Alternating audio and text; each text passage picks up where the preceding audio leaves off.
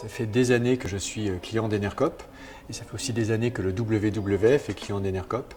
On est particulièrement heureux et fiers, à la fois en tant qu'entreprise et fondation et en tant que particulier, de participer à cette aventure collective.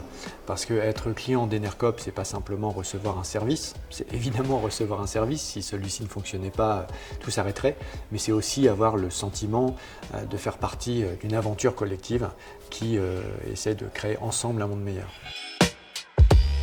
Une des façons de rassurer les clients potentiels, c'est de leur dire que justement c'est le même service, c'est la même qualité, il n'y a pas de risque, il n'y a pas de rupture, rien ne change et finalement c'est ça qu'on attend d'un opérateur alternatif du point de vue du service. Et puis ensuite évidemment on sait que si rien ne change pour le service, tout change à l'inverse pour le projet économique, le projet de territoire et évidemment le projet écologique.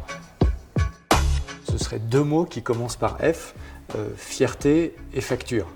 Fierté parce que effectivement, moi je suis extrêmement fier d'être client d'Enercop, d'être sociétaire et de faire partie de cette aventure collective.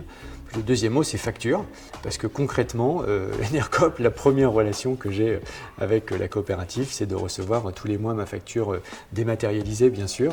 Et à chaque fois que je la vois, je suis fier d'avoir fait ce choix et je le revendique et j'essaye de le propager autour de moi.